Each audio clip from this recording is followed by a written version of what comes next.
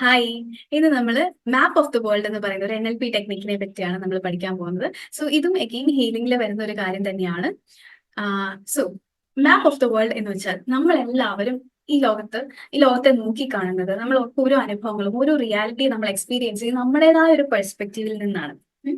നമ്മുടെ വിശ്വാസങ്ങൾ, നമ്മുടെ വാല്യൂസ്, നമ്മൾ അനുഭവിച്ച കാര്യങ്ങൾ, നമ്മുടെ കൾച്ചർ, നമ്മുടെ ഓർമ്മയിലുള്ള കാര്യങ്ങൾ, ഇതെല്ലാമാണ് നമ്മുടെ അനുഭവത്തിനെ അഫക്ട് ചെയ്യുന്നത്.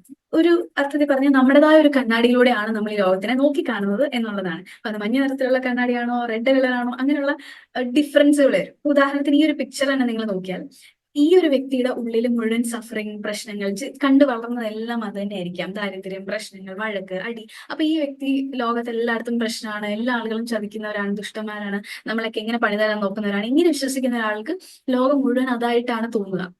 എന്നാൽ ഉള്ളിൽ വളരെ ഹാപ്പിനെസ്, ജോയ്, പീസ് ഒക്കെ അനുഭവിക്കുന്ന ഒരാൾക്ക് ലോകം വളരെ ബ്യൂട്ടിഫുൾ ആയിട്ടുള്ള ഒരു സ്ഥലമായിട്ടും എല്ലാം വളരെ എൻജോയബിൾ ആയിട്ടും തോന്നും. സോ നമ്മൾ നമ്മുടെ റിയാലിറ്റി എന്ന് വിചാരിക്കുന്ന കാര്യം നമ്മളുടെ വേർഷൻ ഓഫ് റിയാലിറ്റി ആണ്, ആക്ച്വൽ റിയാലിറ്റി അല്ല. ഉദാഹരണങ്ങൾ പറയാനാണെങ്കിൽ നമ്മുടെ വർക്ക് പ്ലേസിൽ നമ്മുടെ ബോസ് നമ്മളെ വഴക്ക് പറഞ്ഞു എന്ന് വിചാരിച്ചു. നമ്മൾ അതിൽ നിന്ന് ഒരാളത് എടുക്കാണ്, ദാറ്റ് ഓക്കെ എന്നെ കൊള്ളത്തില്ല, എന്നെ ഈ പണിക്ക് കൊള്ളത്തില്ല, അല്ലെങ്കിൽ ഞാൻ നന്നായിട്ടല്ല ചെയ്യുന്നത്, എനിക്ക് ഇതിനുള്ള കഴിവില്ല, അതുകൊണ്ടാണ് എന്നെ ബോസ് വഴക്ക് പറഞ്ഞു എന്ന് പറഞ്ഞ ഒരാൾ നെഗറ്റീവ് ആയിട്ട് എടുക്കാം. എന്നാൽ വേറൊരാൾ ഓക്കെ ഈ ഒരു കാര്യം മാറ്റിയാൽ ഞാൻ ഇമ്പ്രൂവ് ആവും, സോ അതിന്റെ ഇമ്പ്രൂവ്മെന്റ് വേണ്ടിയാണ്, എന്റെ ഗ്രോത്തിന് വേണ്ടിയിട്ടുള്ള ഓപ്പർച്യൂണിറ്റി ആണ് എന്ന് പറഞ്ഞ് വേറൊരാൾ അത് അങ്ങനെയും എടുക്കും.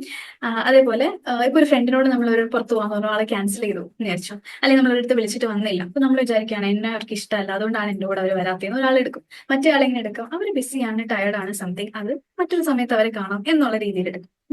ഇനിയിപ്പോ സോഷ്യൽ മീഡിയയിലൊക്കെ നമ്മൾ എല്ലാവരുടെ ലൈഫ് നോക്കുമ്പോൾ എല്ലാവരുടെ ലൈഫ് ഭയങ്കര പെർഫെക്റ്റ്, ബ്യൂട്ടിഫുൾ ആയിട്ട് തോന്നും. നമ്മുടെ ലൈഫ് മാത്രം ഇങ്ങനെ ആയിപ്പോയല്ലോ, ദുരന്തമായിപ്പോയല്ലോ എന്ന് പറഞ്ഞാൽ ഒരാൾക്ക് നെഗറ്റീവ് ആവാം. എന്നാൽ മറ്റേ ആൾ അതിൽ നിന്ന് ഇൻസ്പയർഡ് ആവും, ഓക്കെ എനിക്കും അവരുടെ പോലെ ആവണം, അവരുടെ ലെവലിലോട്ട് ഉയരണം, ആ ലെവൽ ഓഫ് സക്സസ് വേണം എന്നുള്ള രീതിയിൽ അങ്ങനെ ചിന്തിക്കുന്ന ആളുകളും ഉണ്ട്. ഓക്കെ.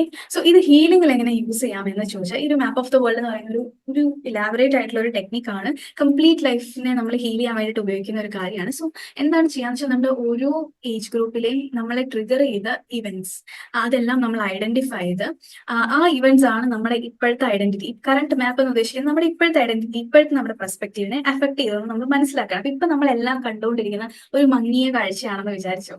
അപ്പോൾ അതുപോലെ മറ്റുള്ള വ്യക്തികൾ, നമ്മുടെ ചുറ്റുമുള്ള വ്യക്തികളെയും പലപ്പോഴും നമുക്ക് മനസ്സിലാക്കാം ഈ ഒരു ഇതിൽ അവരെന്തുകൊണ്ട് ഇങ്ങനെ എപ്പോഴും എല്ലാവരെയും ജഡ്ജ് ചെയ്യുന്നു. ചില ആളുകൾ വളരെ നെഗറ്റീവാണ്, അവരെന്തുകൊണ്ടാണ് അങ്ങനെ, നമുക്ക് അവരുടെ കുട്ടിക്കാലത്തിലുള്ള പല ഇവന്റ്സിൽ നിന്നും നമുക്ക് മനസ്സിലാക്കാനും പറ്റും. സോ എനിവേ നമ്മളിവിടെ ചെയ്യാൻ പോകുന്നത് നമ്മുടെ മാത്രം ഹീലിംഗ് ആണ്. അപ്പൊ നിങ്ങൾക്ക് വേണമെങ്കിൽ നിങ്ങളുടെ ഹസ്ബൻഡ് എന്തുകൊണ്ട് ഇങ്ങനെ, നിങ്ങളുടെ ഇൻലോസ് എന്തുകൊണ്ട് ഇങ്ങനെ, പേരൻസ് എന്തുകൊണ്ട് ഇങ്ങനെ, അതൊന്നും നിങ്ങൾക്ക് ചിന്തിക്കാം. സോ അതുപോലെ നിങ്ങൾ നിങ്ങളുടെ കറന്റ് മാപ്പ് എന്താണ്, എന്തുകൊണ്ടാണ് ഇപ്പൊ എല്ലാം കാഴ്ചകളും മങ്ങിയിരിക്കുന്നത്, എല്ലാം എന്താണ് ഡൾ ആയിട്ടിരിക്കുന്നത് എന്ന് ചിന്തിച്ച് നോക്കുക, ആ റീസൺസ് കണ്ടുപിടിക്കുക. സോ അത് ഓരോന്ന് തുടച്ച് നമ്മൾ വൃത്തിയാക്കാൻ പോവാണ്. സോ ഓരോ ഇവന്റ്സിന്റെയും നമ്മൾ പഠിച്ചു വെച്ച മീനിങ് എല്ലാം മാറ്റി നമ്മൾ അതിനെ റീഫ്രെയിം ചെയ്ത് ആ ഒരു കോർ ബിലീഫിനെ നമ്മൾ ഹീൽ ചെയ്യാണ്.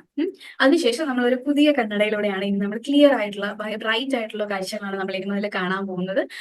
അതുപോലെ അതിൽ ഈ പല രീതിയിലും നമ്മുടെ കണ്ണടയിൽ കുത്തി വരച്ച ആളുകളുണ്ടല്ലോ, നമ്മളെ ഹേർട്ട് ചെയ്തിട്ടുള്ള ആൾ, അവരോടെല്ലാം നമ്മൾ ഫൊഗീവ് ചെയ്ത് മുന്നോട്ട് പോകാൻ പോവാണ്. നമുക്ക് ഹൊപ്പോണോപ്പോണോ പ്രെയർ യൂസ് ചെയ്താണ് നമ്മൾ അവരെ അതൊക്കെ ഹീൽ ചെയ്യുന്നത്. ആൻഡ് നമ്മൾ ഹീൽഡായ ശേഷം ബി ഗ്രേറ്റ്ഫുൾ. സോ ഈ ഒരു ആക്ടിവിറ്റി ചെയ്യുന്നതിന് മുന്നേ നമുക്ക് നമ്മുടെ ടൈം ലൈൻ ഷിഫ്റ്റ് ചെയ്യണം. സോ ലെവൽ 1 നമ്മൾ ടൈം ലൈൻസിനെ പറ്റി പറഞ്ഞു. ജസ്റ്റ് ഒരു റീക്യാപ്പ് ക്വിക്ക് ആയിട്ട് പറയാം. ത്രൂ ടൈം, ഇൻ ടൈം എന്ന് പറഞ്ഞ 2 ടൈം ലൈൻസ് ആണുള്ളത്. അതായത് നമ്മുടെ ലൈഫിലെ ഇവന്റ്സിനെ നമ്മുടെ മെമ്മറിയിൽ എങ്ങനെയാണ് സ്റ്റോർ ചെയ്തേക്കുന്നത് എന്നുള്ളതാണ് ടൈം ലൈൻ കൊണ്ട് ഉദ്ദേശിക്കുന്നത്. സോ പാസ്റ്റിലുള്ള കണ്ണടച്ച് നമ്മൾ മെമ്മറീസിനെ പറ്റി ആലോചിക്കും. പാസ്റ്റ് നമ്മുടെ ബ്രെയിൻ്റെ ലെഫ്റ്റ് സൈഡിലും എന്താ പറയാ ഫ്യൂച്ചർ റൈറ്റിലുമായിട്ടോ, അല്ലെങ്കിൽ നമ്മുടെ നേരെ മുന്നിലായിട്ട് ഒരു ഒരു ഒരു ഇങ്ങനെ സ്ലൈഡ് റീൽസ് പോലെ ഇങ്ങനെ സ്ലൈഡ് ചെയ്ത് ഈവൻസ് ഇങ്ങനെ ഓർഡറിൽ അടുക്കി വെച്ച പോലെ അതിൽ നിന്ന് ഡിറ്റാച്ച്ഡ് ആയിട്ടാണോ നിങ്ങൾ കാണുന്നത്? അങ്ങനെയാണെങ്കിൽ ത്രൂ ടൈമിലാണ് നിങ്ങൾ ഇപ്പോൾ ഉള്ളത്. അല്ലെങ്കിൽ നിങ്ങൾ ഈ പ്രസന്റ് മൊമെന്റിലാണ് ജീവിക്കുന്നത്. പാസ്റ്റിനെ പറ്റി ഒരു ക്ലിയർ പിക്ചർ ഒന്നുമില്ല, ഫ്യൂച്ചറിനെ പറ്റിയും ക്ലിയർ ഐഡിയ ഇല്ല, മീൻസ് ഒരുപാട് ഓവർവെൽഡ് അല്ല, ഇനി എന്തെന്നൊന്നും ചിന്തിക്കാം. നിങ്ങൾ പ്രസന്റ് ഫുള്ളി എൻജോയ് ചെയ്ത് ഇവിടെ കോൺസെൻട്രേറ്റ് ചെയ്തിരിക്കുന്ന ആളാണെങ്കിൽ നിങ്ങൾ ഇൻ ടൈം എന്ന് പറഞ്ഞ ടൈം ലൈനിലാണ്. സിറ്റുവേഷൻസ് അനുസരിച്ച് നമ്മുടെ ടൈം ലൈൻസ് ഷിഫ്റ്റ് ആയിക്കൊണ്ടിരിക്കും. ചിലപ്പോൾ നമ്മൾ ഉത്തരവാദിത്തമുള്ള ജോലികൾ ചെയ്യുമ്പോൾ നമ്മൾ ഒരു വൈഡർ പെർസ്പെക്റ്റീവ് നമുക്ക് ആവശ്യമാണ്, അപ്പൊ നമ്മൾ അതിലേക്ക് പോകും. ചില സമയത്ത് നമ്മൾ ഇപ്പൊ ഒരു ട്രിപ്പ് ഒക്കെ എൻജോയ് ചെയ്യുന്ന സമയത്ത് നമ്മൾ ഫുള്ളി പ്രസന്റ് ആകുമ്പോൾ നമ്മൾ ഇൻ ടൈമിലേക്ക് വരും. പക്ഷേ ഈ നമ്മൾ സിറ്റുവേഷൻ അനുസരിച്ച് നമ്മുടെ ടൈം ലൈൻ വരുന്നില്ല എന്നുണ്ടെങ്കിൽ നമുക്ക് അതെങ്ങനെ ഷിഫ്റ്റ് ചെയ്യാം എന്നുള്ളതാണ് ഇവിടെ പഠിപ്പിക്കാൻ. Okay. So first of all ഈ ഒരു ത്രൂ ടൈം ലെഫ്റ്റ് റൈറ്റ് വരുന്നത്. ഇത് എപ്പോഴാണ് വേണ്ടതെന്ന് ചോദിച്ചാൽ നമ്മൾ പല ഹീലിംഗ് ടെക്നിക്സിലും ഈ ഒരു ടൈം ലൈൻ ആവശ്യമാണ്. കാരണം നമ്മൾ ആ ഇമോഷൻസിലോട്ട് ഇറങ്ങി ചെന്ന് വീണ്ടും അതിലോട്ട് ഇതാക്കാതെ തന്നെ ഒരു ദൂരെ നിന്ന് നോക്കി കാണുന്ന രീതിയിൽ നമുക്ക് അതിനെ ഹീൽ ചെയ്ത് അതിനൊരു വൈഡർ പെർസ്പെക്റ്റീവിൽ എന്തൊക്കെയാണ് അവിടെ നടന്നത്, അവരെന്തൊക്കെയാണ് ചെയ്തതെന്ന് പറഞ്ഞ് മാറി നിന്ന് വീക്ഷിക്കുന്ന പോലെ ചെയ്യേണ്ട സിറ്റുവേഷൻസിൽ ടൈം ലൈൻ തെറപ്പി പോലുള്ള കാര്യങ്ങളിൽ അതൊരു തെറപ്പിയാണ്. സോ അതിലൊക്കെ നമുക്ക് യൂസ് ചെയ്യാൻ പറ്റും. അതുപോലെ നമ്മൾ എന്തെങ്കിലും വലിയ കാര്യങ്ങൾ പ്ലാൻ ചെയ്യുമ്പോഴോ സ്ട്രക്ചർ ചെയ്യുമ്പോഴോ ഒക്കെ വേണ്ടി, അതുപോലെ നമ്മൾ ഫ്യൂച്ചർ ഗോൾ സെറ്റിങ്ങിനും ചിലപ്പോൾ ഈ ഒരു കാര്യം യൂസ് ചെയ്യാറുണ്ട്. നമ്മുടെ ജേർണി എങ്ങനെ ആയിരിക്കണം എന്നൊക്കെ മാപ്പ് ചെയ്യാൻ വേണ്ടിയിട്ട്. എന്നാൽ ഇൻ ടൈം എപ്പോഴാണ് യൂസ് ചെയ്യുന്നതെന്ന് ചോദിച്ചാൽ നമുക്ക് ഫുള്ളി പ്രസന്റ് ആയിട്ട് ഈ സമയത്ത് ഫുൾ ഹാപ്പിനെസ് ഇമോഷൻസ് ഒക്കെ എൻജോയ് ചെയ്യണം എന്നുണ്ടെങ്കിൽ, പിന്നെ സപ്രസ്ഡ് ഇമോഷൻസ് പലപ്പോഴും നമുക്ക് ആ ഇവന്റിലോട്ട് ഇറങ്ങി ചെന്ന് അവിടുത്തെ ഇമോഷൻസ് എല്ലാം നമ്മൾ സപ്രസ് ആയിട്ടുള്ളത് റിലീസ് ചെയ്യാൻ വേണ്ടിയിട്ട് യൂസ് ചെയ്യാം. പിന്നെ നമ്മൾ മെഡിറ്റേഷൻ, മൈൻഡ്ഫുൾനെസ് പ്രാക്ടീസസ്, ഗ്രാറ്റിറ്റ്യൂഡ് അങ്ങനത്തെ കാര്യങ്ങളൊക്കെ പ്രാക്ടീസ് ചെയ്യുമ്പോഴും യൂസ് ചെയ്യാം. ഈ ഒരു സ്റ്റേറ്റിൽ ഇരിക്കുന്നതാണ് നല്ലത്.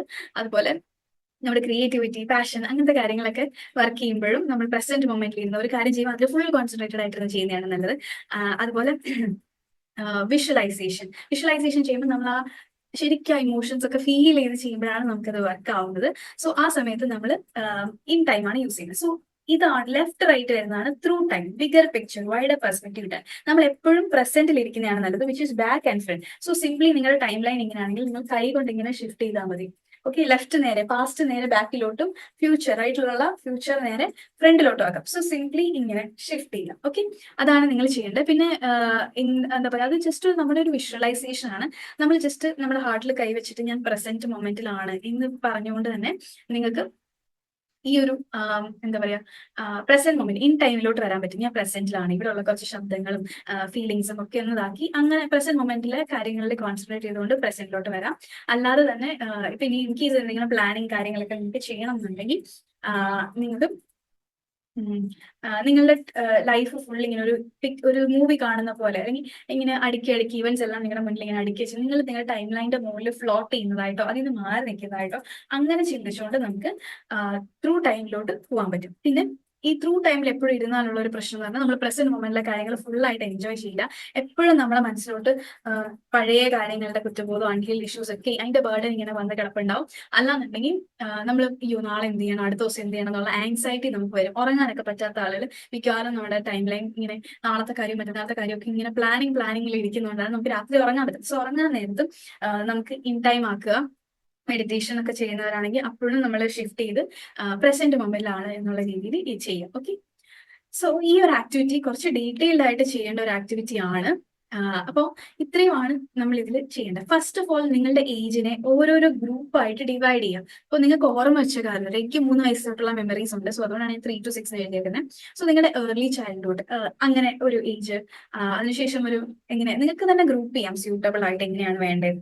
ഒരു കുട്ടിക്കാലം, സ്കൂൾ കാലഘട്ടം, കുറച്ചുകൂടെ ഒരു ടീനേജ് കാലഘട്ടം, ഹൈസ്കൂൾ കാലഘട്ടം, അല്ലെങ്കിൽ കോളേജ്, ജോലിയുടെ സമയം, മാരേജ്, അങ്ങനെ ഓരോരോ കാലഘട്ടങ്ങളായിട്ട് നിങ്ങളുടെ ലൈഫിനെ ഡിവൈഡ് ചെയ്യാം. എന്നിട്ട് ഓരോ കാലഘട്ടത്തിലും എന്തൊക്കെയായിരുന്നു നിങ്ങളുടെ പ്രിഡോമിനന്റ് ഫീലിങ്സ് എന്നുള്ള രീതിയിൽ നിങ്ങൾ ചിന്തിച്ചു നോക്കുക. അപ്പൊ എന്നെ സംബന്ധിച്ച് ഇപ്പൊ ചൈൽഡ്ഹുഡ് 3 to 6 ആലോചിക്കുമ്പോൾ പോലും ഞാൻ ഭയങ്കര ലോൺലി ആയിട്ട് ഫീൽ ചെയ്തിട്ടുണ്ട്. എന്റെ പേരൻസ് എന്നെ ഇഷ്ടപ്പെടുന്നില്ല എന്ന് തോന്നിയിട്ടുണ്ട്. അൺവർത്തി ആണ് എന്റെ ലൈഫ്, അങ്ങനെയൊക്കെയാണ് എനിക്ക് തോന്നിയിട്ടുള്ളത്. അപ്പൊ എനിക്ക് മനസ്സിലായി എന്റെ ഇഷ്യൂസ് അത്ര കുട്ടിക്കാലത്തിൽ നിന്ന് തന്നെ തുടങ്ങുന്നതാണ്. ചില ആളുകളെ സംബന്ധിച്ച് അവരുടെ ചൈൽഡ്ഹുഡ് വളരെ ഹാപ്പി ആയിരിക്കാം. സോ അപ്പൊ ആ സമയത്ത് നിങ്ങളുടെ പ്രശ്നങ്ങൾ അവിടെ ആയിരിക്കില്ല തുടങ്ങി, നിങ്ങൾക്ക് പിന്നീടായിരിക്കാം പ്രശ്നങ്ങൾ തുടങ്ങിയിട്ടുണ്ടാവാം. അപ്പൊ ഈ ഒരു ഓവറോൾ ഫീലിംഗ് എടുത്ത് നോക്കുമ്പോഴും നിങ്ങൾക്ക് കുറച്ച് ഐഡിയ കിട്ടും നിങ്ങളുടെ പ്രശ്നങ്ങൾ എന്തായിരുന്നു. അപ്പൊ എന്തുകൊണ്ടാണ് എനിക്ക് ലോൺലിനെസ്സും ആ സമയത്ത് ലൈക്ക് ഞാൻ അൺലവിങ് ആയിട്ടൊക്കെ തോന്നാൻ കാര്യം.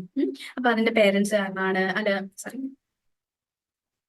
അതിന്റെ പേരൻസ് കാരണം, അല്ലെങ്കിൽ ഫാമിലിയിലെ ചില ഇഷ്യൂസ് കാരണം, കൺട്രോളിങ് ആയിട്ടുള്ള പേരൻസ്, അങ്ങനെ പല പല റീസൺസ് ഉണ്ടാവും. അപ്പൊ അങ്ങനെ ഓരോ ഏജ് ഗ്രൂപ്പിലെയും കാര്യങ്ങൾ നിങ്ങൾ എഴുതി വെക്കുക. എന്തായിരുന്നു നിങ്ങളുടെ ആ സമയത്ത് പ്രിഡോമിനന്റ് ആയിട്ടുള്ള ഫീലിംഗ്, അതിന് പിന്നിലെ റീസൺ എന്താ, നിങ്ങൾ അനുഭവിച്ച പ്രശ്നങ്ങൾ എന്താ. അപ്പൊ ഇതിന്റെ അകത്ത് നിങ്ങൾ പെർട്ടിക്കുലർലി ആലോചിക്കേണ്ടത്, ഇപ്പം ഒരു എക്സാമ്പിൾ പറയുകയാണെങ്കിൽ സ്കൂളിൽ എക്സാമിന്റെ സ്ട്രെസ് എന്ന് പറയുന്ന ഒരു സാധനം. അപ്പൊ 10th സ്റ്റാൻഡേർഡ് 12th സ്റ്റാൻഡേർഡിലൊക്കെ നമ്മൾ എല്ലാവരും അനുഭവിക്കുന്ന ഒരു കാര്യമാണ്. ശരിയാണ്. അപ്പൊ നമുക്ക് ആ ഒരു സമയത്ത് ആങ്സൈറ്റി, ഫിയർ, അതുമായിട്ടുള്ള കാര്യങ്ങളെല്ലാം പ്രശ്നങ്ങളെല്ലാം നമുക്ക് ഉണ്ടായിരുന്നിരിക്കും. പക്ഷെ അത് നമ്മൾ അത് അനുഭവിച്ചു വിട്ടു, അത്രേ ഉണ്ടാവുള്ളൂ. പക്ഷെ ഒരു ടീച്ചർ നമ്മളെ നിന്നെ ഒന്നിനും കൊള്ളത്തില്ല എന്ന് പറഞ്ഞ ഒരു ടീച്ചറിന്റെ ഒരു കമന്റ് ആയിരിക്കും നമ്മളെ വളരെയധികം ഹേർട്ട് ചെയ്തിട്ടുണ്ടാവുക. ഇപ്പോഴും നമ്മുടെ മനസ്സിൽ നമ്മളെ ഒന്നിനും കൊള്ളത്തില്ല എന്നുള്ളത്. നമ്മുടെ പേരന്റ് ആയിരിക്കാം ചിലപ്പോൾ നമ്മളോട് അങ്ങനെ പറഞ്ഞത്. അല്ലെങ്കിൽ ഫ്രണ്ട്സ് ആരെങ്കിലും നമ്മളെ എന്താ പറയുക, നമ്മളെ കൂട്ടത്തിൽ കൂട്ടിയില്ലെങ്കിൽ നമ്മളെ കൊള്ളില്ല എന്ന് വിചാരിച്ചിട്ടുണ്ട്. അപ്പൊ എന്നെ സംബന്ധിച്ച് നോക്കുകയാണെങ്കിൽ ഞാൻ ഈ ഒരു ഏജിലെ 3 to 6 തൊട്ട് ഞാൻ ഭയങ്കര സൈലന്റ് ആണ്. അപ്പൊ ഞാൻ വിചാരിച്ചത് ഞാൻ ഇൻട്രോവേർട്ട്, ഞാൻ ഇങ്ങനെ തന്നെയാണ് ജനിച്ചതെന്ന് വിചാരിച്ചത്. പക്ഷെ ഈ ഒരു ആക്ടിവിറ്റി ചെയ്തപ്പോഴാണ് എനിക്ക് മനസ്സിലായത്, അല്ല, ഈ ഒരു ഏജിൽ എന്റെ ലൈഫിലൊരു സംഭവം നടന്നു. വേറെ എന്റെ ഒരു റിലേറ്റീവ് എനിക്ക് ലൈക്ക് മൂത്തവർ സംസാരിക്കുന്നതിനിടയിൽ കയറി സംസാരിച്ചു എന്ന് പറഞ്ഞ് എന്നെ വഴക്ക് പറഞ്ഞു. അപ്പൊ ആ ഒരു ഇൻസിഡന്റിൽ നിന്നാണ് എനിക്ക് മറ്റുള്ളവരോട് മിണ്ടാൻ അറിയില്ല എന്ന് പറഞ്ഞ് ഞാനങ്ങ് മിണ്ടാതായി. അതിന് മുന്നേ ഞാൻ നന്നായിട്ട് സംസാരിക്കുന്ന ഒരാളായിരുന്നു. അപ്പം ആ ഒരു ഏജ് തൊട്ട് ലൈക്ക് അപ് ടു 30s വരെ ഞാൻ ഇൻട്രോവേർട്ട് ആണെന്ന് വിചാരിച്ചു. 30 വർഷത്തോളം 3 വയസ്സിൽ നടന്ന ഒരു കാര്യം 30ാമത്തെ വയസ്സ് വരെ ഞാനത് എന്റെ ഒരു ക്യാരക്ടർ ആണെന്ന് വിചാരിച്ചിരിക്കുകയായിരുന്നു. പക്ഷെ ഇതെല്ലാം നമ്മുടെ ലൈഫിൽ നടന്ന ഓരോ ഇവന്റ്സ് കാരണം നമ്മുടെ പേരൻസ്, ഇപ്പൊ എന്റെ അമ്മയെ ട്യൂബ്ലൈറ്റ് ആണെന്ന് വിളിച്ച് കളിയാക്കുമായിരുന്നു ഒരു സമയത്ത്. ഒന്നും പറഞ്ഞാൽ മനസ്സിലാവത്തില്ല, പെട്ടെന്ന് എല്ലാം എക്സ്പ്ലെയിൻ ചെയ്ത് കൊടുക്കണം എന്നത്. അപ്പൊ ഞാനത് എന്റെ ഒരു ഐഡന്റിറ്റി ആയിട്ട് മാറ്റി. ഞാൻ ട്യൂബ്ലൈറ്റ്, എനിക്ക് പെട്ടെന്നൊന്നും മനസ്സിലാവത്തില്ല, എനിക്ക് പഠിക്കാനുള്ള കഴിവില്ല, അങ്ങനെ ലൈക്ക് നമ്മുടെ പേരൻസ് നമ്മളെ കമ്പയർ ചെയ്യുന്നത്. അപ്പൊ എന്റെ അമ്മയ്ക്ക് എന്റെ പല ഫ്രണ്ട്സിനെയും നല്ല സ്മാർട്ടാ, ബോൾഡാ കുട്ടി, നല്ല സുന്ദരിയാ, ഇങ്ങനെയൊക്കെ പറയും. എന്നെ എന്നാ പറഞ്ഞിട്ടില്ല. അപ്പൊ ഞാൻ വിചാരിക്കുന്നത് എന്നെ കൊള്ളാത്തോണ്ടായിരിക്കും എന്നെ പറയാത്തത്. സോ നമ്മൾ ഫേസ് ചെയ്ത ഓരോ പ്രശ്നത്തിൽ നിന്ന് നമ്മൾ ഒരു മീനിങ് എടുക്കുകയാണ്. ആ മീനിങ് മിക്കപ്പോഴും നമ്മൾ അവരുടെ പ്രശ്നമായിട്ട് കാണാതെ നമ്മുടെ ഒരു പ്രശ്നമായിട്ട് നമ്മളും കാണും. നമ്മുടെ പേരൻസ് നമ്മളെ ഒരു എന്താ പറയുക, രണ്ട് കുട്ടികളെ രണ്ട് രീതിയിലാണ് കണ്ടതെങ്കിൽ ഒരാളെ പ്രയോറിറ്റൈസ് ചെയ്യും, മറ്റൊരാളെ പ്രയോറിറ്റൈസ് ചെയ്യാതിരിക്കുകയും ചെയ്യാം. അത് പേരൻസിന്റെ പ്രശ്നമാണ്, നമ്മുടെ പ്രശ്നമല്ല. നമ്മളെ കൊള്ളാത്തോണ്ടല്ല, അവരുടെ പ്രശ്നമാണ്. സോ അതുപോലെ ഇപ്പൊ ഒരു ടീച്ചർ നമ്മളെ ക്രിട്ടിസൈസ് ചെയ്തിട്ടുണ്ടെങ്കിൽ, കുറ്റപ്പെടുത്തി എല്ലാവരും മുന്നിൽ നാണം കെടുത്തിയിട്ടുണ്ടെങ്കിൽ, അത് ആ ടീച്ചറിന് മെച്ചൂരിറ്റി ഇല്ല ആ സിറ്റുവേഷൻ ഹാൻഡിൽ ചെയ്യാൻ. നമ്മുടെ ഫ്രണ്ട്സ് നമ്മളെ കൂടെ കൂട്ടിയിട്ടില്ലെങ്കിൽ മേ ബി അവർ നമ്മളോട് ജലസ് ആയിരിക്കാം, അല്ലെങ്കിൽ അവർക്ക് അത്രയും മെച്ചൂരിറ്റി അന്ന് ആ പ്രായത്തിൽ ഉണ്ടായിരുന്നിരിക്കുള്ളൂ. അപ്പൊ അങ്ങനെ എല്ലാം നമ്മൾ പേഴ്സണൽ ആയിട്ട് എടുക്കാതെ അതിന്റെ വൈഡർ പെർസ്പെക്റ്റീവ്, എല്ലാത്തിനെയും നമ്മൾ ഈ ഒരു വൈഡർ പെർസ്പെക്റ്റീവിൽ ഓരോ ഇവന്റിലേക്കും ഇറങ്ങിച്ചെന്ന് അതിന്റെ സ്റ്റോറി മാറ്റാം. എന്റെ പേരൻസ് എന്നെ സ്നേഹിച്ചിരുന്നില്ല എന്ന് തോന്നും എന്നുള്ളതിന് എന്തുകൊണ്ടായിരിക്കാം അവർ അങ്ങനെ എന്നെ ശരിക്കും അവർ സ്നേഹിക്കാതിരുന്നത് തന്നെയാണോ, അതോ എന്റെ തോന്നലായിരുന്നു? ഫസ്റ്റ് ഓഫ് ഓൾ അവരുടെ ലൈഫിൽ എന്തൊക്കെ പ്രശ്നങ്ങളായിരുന്നു, അവർ ഫിനാൻഷ്യലി പ്രശ്നങ്ങൾ ഉണ്ടായിരുന്നു, അവർക്ക് അവരുടെ തെറ്റിദ്ധാരണകളുണ്ട്. അവർക്ക് ചിലപ്പം ഇപ്പൊ ചിലരെ എന്താ പറയാ, സൗന്ദര്യത്തിന്റെ പേരിൽ തന്നെ പേരൻസ് ക്രിട്ടിസൈസ് ചെയ്യുന്നുണ്ട്. ഈ കുട്ടിയെ കാണാൻ കൊള്ളില്ല, ഈ കുട്ടിയെ കൊള്ളാന്നൊക്കെ പറഞ്ഞ് കമ്പയർ ചെയ്യാറുണ്ട്. അവരുടെ സൗന്ദര്യ സങ്കല്പത്തിന്റെ പ്രശ്നമാണ്. ചിലപ്പോ അതുപോലെ അവര് സൊസൈറ്റിയിൽ നിന്ന് പഠിച്ചു വെച്ച തെറ്റായ ചില കൺസെപ്റ്റ്സ് അത് നമ്മളിൽ അപ്ലൈ ചെയ്യുന്നതുകൊണ്ടുള്ള കുഴപ്പങ്ങളാണ്. സോ നമ്മൾ അതിന്റെ എല്ലാം ബിഗർ പെർസ്പെക്റ്റീവിൽ നിന്ന് മനസ്സിലാക്കി അത് നമുക്ക് എഗൻസ്റ്റ് നമ്മളെ പിന്നിലോട്ട് വലിക്കുന്ന എല്ലാ ബിലീഫ്സും നമ്മൾ എടുത്ത് കളഞ്ഞ് നമ്മളെ ഇൻസ്പയർ ചെയ്യുന്ന, മുന്നോട്ട് നയിക്കുന്ന അങ്ങനത്തെ ബിലീഫ്സ് മാത്രമാണ് നമ്മൾ ഇനി മുതൽ കൊണ്ടുവരാൻ പോകുന്നത്. സോ ഇനി മുതൽ ഈ പറഞ്ഞ ഓരോ ഇവന്റ്സ് ഐഡന്റിഫൈ ചെയ്യുക, അതിന്റെ എല്ലാം സ്റ്റോറി നിങ്ങൾ മാറ്റുക. ലാസ്റ്റ് നമ്മൾ സ്റ്റോറി മാറ്റുന്നതിന്റെ കൺസെപ്റ്റ് പഠിച്ചു. അപ്പൊ അതേപോലെ ഓരോന്നിന്റെയും സ്റ്റോറി മാറ്റുക. പേരൻസ് ആണ്, ടീച്ചേഴ്സ് ആണ്, ഫ്രണ്ട്സോ അല്ലെങ്കിൽ പാർട്ട്ണറോ ആരാണോ നിങ്ങളെ ഹേർട്ട് ചെയ്തിട്ടുള്ളത്, ഇൻലോസോ, അവരോടെല്ലാം ക്ഷമിക്കുക. അവരൊക്കെ നമ്മളോട് ഇങ്ങനെ പെരുമാറാൻ കാരണം അവരുടെ പ്രശ്നങ്ങളാണ്, അവരുടെ അൺഹീൽഡ് ഇഷ്യൂസ് ആണ്, അവരുടെ ജലസി ആയിരിക്കും, അവരുടെ ഫിനാൻഷ്യൽ പ്രശ്നങ്ങളായിരിക്കാം, അവരുടെ സ്ട്രെസ് ആയിരിക്കാം, അല്ലെങ്കിൽ ഈവൻ അവരുടെ എന്തെങ്കിലും മെന്റൽ ഇഷ്യൂ ആയിരിക്കാം. അപ്പൊ അങ്ങനത്തെ നമ്മളെ എന്താ പറയുക, പിന്നിലോട്ട് വലിക്കുന്ന എല്ലാ കാര്യങ്ങളെയും നമ്മൾ മാറ്റി നമ്മളെ പുതിയ ഐഡന്റിറ്റി നമ്മൾ ക്രിയേറ്റ് ചെയ്യുക. ഐ ആം അൺലവബിൾ എന്നുള്ളതാണ് നിങ്ങൾക്ക് ഈ ഏജിൽ തോന്നിയതെങ്കിൽ replace it. I am lovable, ഞാൻ പെർഫെക്റ്റ് ആണ്, ഞാൻ കോൺഫിഡന്റ് ആയിട്ട് തന്നെ ഞാൻ എന്നെ തന്നെ എല്ലാവരുടെയും മുന്നിൽ പ്രസന്റ് ചെയ്യും, ഞാൻ സംസാരിക്കും. എന്റെ യുണീക്നെസ്, ഞാൻ മറ്റുള്ളവരിൽ നിന്ന് വ്യത്യസ്തമാണെങ്കിൽ അതിന്റെ യുണീക്നെസ് ആണ്, അല്ലാതെ ഒരു കുഴപ്പമല്ല. ഞാൻ യുണീക്കാണ്, ഞാൻ വ്യത്യസ്തയാണ്, അത്രേ ഉള്ളൂ. അതെന്റെ ഒരു ഗിഫ്റ്റ് ആയിട്ടാണ് ഞാൻ കാണുന്നത്. ആൻഡ് നമ്മളിൽ തന്നെ പ്രൗഡ് ആയിട്ടിരിക്കുക. അതുപോലെ നമുക്ക് എന്തെങ്കിലും തെറ്റ് പറ്റിയിട്ടുണ്ടെങ്കിൽ, തെറ്റുകൾ നിങ്ങൾ ചെയ്തിട്ടുണ്ടെങ്കിൽ അത് ലൈഫിന്റെ പാർട്ടാണ്. തെറ്റുകൾ പറ്റുക എന്നുള്ളത്, നമ്മൾ ആരും പെർഫെക്റ്റ് അല്ല, മനുഷ്യരെല്ലാരും തെറ്റുകൾ പറ്റും. അപ്പൊ അതുകൊണ്ട് എന്താ പറയാ, ഞാൻ എക്സ്പ്ലോർ ചെയ്യാണ്. It's okay to make mistakes. And എനിക്ക് ഒരു പ്രഷറിന്റെ ആവശ്യമില്ല. ഞാൻ തന്നെ ഓരോ സ്റ്റെപ്പ് വെച്ചുള്ള, എന്നെ ആരും പ്രഷറൈസ് ചെയ്യേണ്ട ആവശ്യമില്ല. ഇപ്പോഴും നമ്മളെ പല ഏജിലും ഈവൻ അഡൽട്സ് ആയി കഴിഞ്ഞ പോലും നമ്മുടെ പേരൻസും ഇൻലോസും പാർട്ട്ണറും ഒക്കെ നമ്മളെ പല കാര്യങ്ങൾക്ക് അനാവശ്യമായിട്ട് സ്ട്രെസ് ചെയ്യാറുണ്ട്. സോ അതിന്റെ ആവശ്യമില്ല, എനിക്ക് തന്നെ ചെയ്യാൻ അറിയാം, എന്നെ പുഷ് ചെയ്യേണ്ട ആവശ്യമില്ല എന്ന് നമുക്ക് നമ്മൾ മനസ്സിലാക്കുക. അതുപോലെ നമ്മുടെ പഴയ ബോൺസ് മുറിവുകൾ അതെല്ലാം നമ്മൾ റിലീസ് ചെയ്യാണ്. ഇനി മുതൽ ഞാൻ ഹാപ്പി ആയിട്ടുള്ള നല്ല ഹെൽത്തി ആയിട്ടുള്ള റിലേഷൻഷിപ്സ് ആയിരിക്കും അട്രാക്ട് ചെയ്യുന്നത്. എന്നെ സ്നേഹിക്കുന്ന ആളുകളെ, റിയൽ ആയിട്ട് സ്നേഹിക്കുന്ന ആളുകളെയാണ് ഞാൻ അട്രാക്ട് ചെയ്യാൻ പോകുന്നത്. പല ബ്രേക്കപ്സ് നടന്നപ്പോൾ നമ്മൾ വിചാരിച്ചാണ് നമ്മളെ കൊള്ളാത്തതുകൊണ്ടാണ് എന്നുള്ളത്. അങ്ങനെയല്ല, മറിച്ച് ഇനി മുതൽ നമ്മൾ ഹെൽത്തി ആയിട്ടുള്ള നമ്മളെ നമ്മളായിട്ട് ഇഷ്ടപ്പെടുന്ന ആളുകളെയാണ് ഇതാക്കുന്നത്. നമ്മുടെ പഴയ പ്രശ്നങ്ങളൊക്കെ നമ്മൾ റിസോൾവ് ചെയ്ത് മുന്നോട്ട് പോവാണ്. അതുപോലെ നമ്മൾ കാമാണ്, റിലാക്സ്ഡ് ആണ്, പീസ്ഫുൾ ആണ്, ഒരു പ്രഷറും നമുക്കില്ല. പിന്നെ ലൈഫ് എല്ലാം അറിഞ്ഞിട്ട് എല്ലാം എനിക്ക് മനസ്സിലാക്കി എല്ലാം ഓക്കെ ആയിട്ട് പോകണം അങ്ങനെയല്ല. നമ്മൾ സറണ്ടർ ചെയ്ത് ഫ്രീ ആയിട്ട് എൻജോയ് ചെയ്ത് ഓരോ മൊമെന്റും എൻജോയ് ചെയ്ത് അറിഞ്ഞ പ്രശ്നങ്ങളും സന്തോഷവും ദുഃഖവും എല്ലാം അനുഭവിച്ച് തന്നെയാണ് നമ്മൾ മുന്നോട്ട് പോവുക എന്നുള്ള ഒരു രീതിയിൽ. ഈ രീതിയിലുള്ള പുതിയ ഐഡന്റിറ്റി എന്താണ്, ഓരോ ഏജിലും നിങ്ങളുടെ പ്രശ്നങ്ങൾ എന്തായിരുന്നു അത് റീപ്ലേസ് ചെയ്തുകൊണ്ടുള്ള ഇൻസ്പയറിംഗ് ആയിട്ടുള്ള, എംപവറിംഗ് ആയിട്ടുള്ള, ഡിസ്എംപവറിംഗ് ആയിട്ടുള്ളതെല്ലാം കളഞ്ഞ് എംപവറിംഗ് ആയിട്ടുള്ള ന്യൂ ഐഡന്റിറ്റി നിങ്ങൾ ക്രിയേറ്റ് ചെയ്യുക. സോ ഇതൊരു ഇലാബറേറ്റ് ആയിട്ടുള്ള ആക്ടിവിറ്റി ആണ്. നിങ്ങൾ പക്ഷെ എത്രയും പെട്ടെന്ന് ചെയ്യുക. At least identify your issues identify ചെയ്യുമ്പോൾ തന്നെ നമുക്കത് മാറ്റാൻ പറ്റും. പിന്നെ ഇതൊരു വൺ ടൈം പ്രോസസ് ആയിരിക്കണം എന്നില്ല. ഇന്നിപ്പോ നിങ്ങൾക്ക് ഓർമ്മ വരുന്ന കാര്യങ്ങൾ പിന്നീട് ഓരോരോ പ്രോബ്ലംസ് വരുമ്പോഴും നമ്മുടെ ഓരോ അൺഹീൽഡ് ഇഷ്യൂസ് പൊങ്ങി വരും. ചിലപ്പോൾ ഇപ്പൊ നിങ്ങൾക്ക് ഓർമ്മയില്ലാത്ത ഇൻസിഡൻസ് പിന്നീട് ആരോടെങ്കിലും സംസാരിക്കുമ്പോൾ അല്ലെങ്കിൽ വേറെ വ്യക്തികളെ നമ്മളെ ഹേർട്ട് ചെയ്ത വ്യക്തികളെ കാണുമ്പോഴൊക്കെ ആയിരിക്കും ഓർമ്മ വരിക. സോ എപ്പോഴൊക്കെ ഓർമ്മ വരുന്നു അപ്പോഴൊക്കെ മനസ്സിലാവും എനിക്ക് ഈ പ്രശ്നം ഉണ്ടാവാൻ കാര്യം ഈ ഇൻസിഡന്റ് ആണെന്ന് മനസ്സിലാക്കുക. അപ്പം അത് മായ്ച്ചു കളയുക. നമ്മുടെ പാസ്റ്റ് അല്ല നമ്മുടെ ഫ്യൂച്ചറിനെ തീരുമാനിക്കുന്നത്, നമ്മുടെ പ്രസന്റ് ആണ്. ഇപ്പൊ നിങ്ങൾ ഡിസിഷൻ എടുത്താൽ നിങ്ങൾക്ക് ഈ പഴയ മാപ്പ് വേണ്ട, എനിക്കൊരു പുതിയ മാപ്പാണ് വേണ്ടത് എന്ന് നിങ്ങൾ കോൺഷ്യസ് ആയിട്ട് തീരുമാനിക്കുകയാണെന്നുണ്ടെങ്കിൽ ഒരു കോൺഷ്യസ് ബ്രെത്ത് നിങ്ങൾ എന്താ പറയാ, ഒരു കോൺഷ്യസ് ബ്രെത്ത് കൊണ്ട് നിങ്ങൾക്ക് നിങ്ങളുടെ ലൈഫ് തന്നെ ചേഞ്ച് ചെയ്യാൻ പറ്റും. ഒരു ബെറ്റർ മാപ്പ് നിങ്ങളുടെ കയ്യിലുണ്ടെങ്കിൽ നിങ്ങൾക്ക് ലൈഫ് കുറച്ചുകൂടെ സക്സസ്ഫുൾ ആയിട്ട് കൊണ്ടുപോകാനും പറ്റും. സോ അതുകൊണ്ട് do this activity. Thank you.